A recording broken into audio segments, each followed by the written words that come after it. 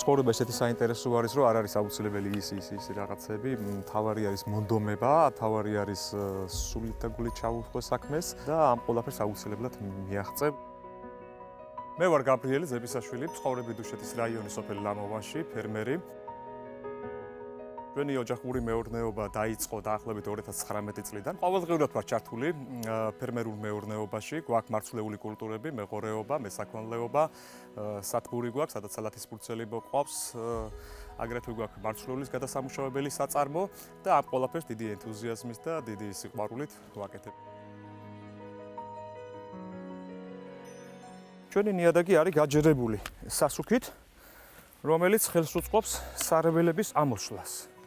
ჩვენ არ ვიყენებთ გერბიციდს და ქიმიურ შენაერთებს და გვიწევს ასე ხელით ამოცლა დიდი ბალახების, რომ გავასუფთავოთ ჩვენი სალათის ფურცელი სარეველებისგან რა. ასე.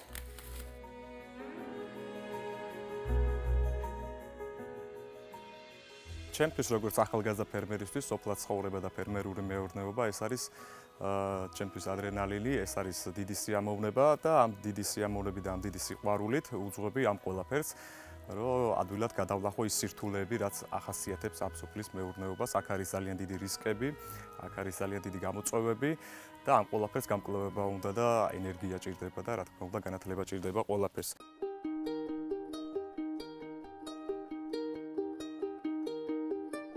ეს სათბური დაახლოებით 8-9 თვიანი რაც გავაკეთებ, იყო შესაძლებლობა ამისი, წყლის, სასუქის, მიწის, ტექნიკის და მუშახელიც იყო ამისთვის, რომ დასაქმებულიყო აქ. ნახაზები პროექტი გავაკეთე მე თვითონ, შედუღებას მე თვითონ გავაკეთე.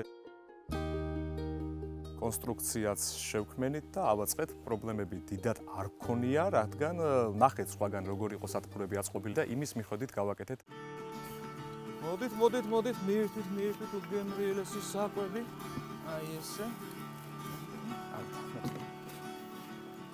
დაახლოებით 8 წელი არის, რაც ჩვენ დასაქონლებასაც მივყვებით. ყავს ადგილობრივი ჯიშის საქონელის და აგრეთვე უწყვეტი და შემოყვანილი ჯიშის საქონელი, არის ჰოლშტაინერის ჯიშის მეწველი ძროხა, აგრეთვე მეხორცული ბელგიური ლურჯი. არიან შესწავლის პროცესში, ესე რომ ვთქვათ, რომ შევისწავლოთ ეს ჯიშები, მათი მოვლა, მათი კვების რაციონი, შევისწავლოთ ამ მცირე რაოდენობით და შემდეგ რომ გადავიდეთ ფართო მასშტაბებზე და ის ადგილობრივი ჯიშთან შედარებით რა განსხვავებული კვება და რა განსხვავებული მოვლა ჭირდება.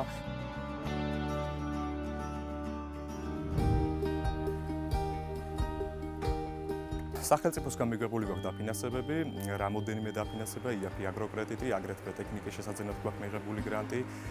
ეხლა ხან შევიძინე კიდე სიმინდის მოსავლის ამღები ტექნიკა. ეს გვაძლევს კიდე სტიმულს, რომ დავიწყოთ ახალი საქმიანობა და განავითაროთ ჩვენი ფერმერული მეურნეობა.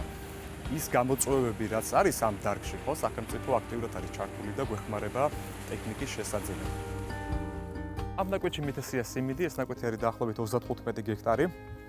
დავთესე სიმინდი, მოსავალს არ აუშავდა, დაახლოებით 5-დან 7 ტონამდე გაასწორებს საჰექტარო მოსავალს. გავაკეთეთ რამოდენიმე კვადრატის აღება და ნახეთ უკვე რომ მოსავალი ნორმალური არის, შრომის დაფასება უფრო მოსავლის აღებით ფასდება.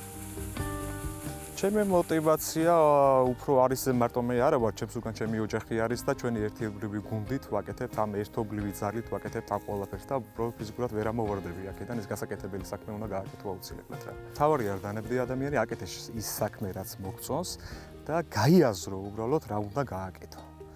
თუ შენი დარგი მოგწონს რომ არის ეს ფერმერული მეურნეობა, ეს უნდა გაიაზრო რა არის ფერმერული მეურნეობა და რის გაკეთება მოგიწევს, დაბრკოლებებს რა ვერკეტებით გადალახავ და შედეგებიც მე ალბათ გამოვლინდება.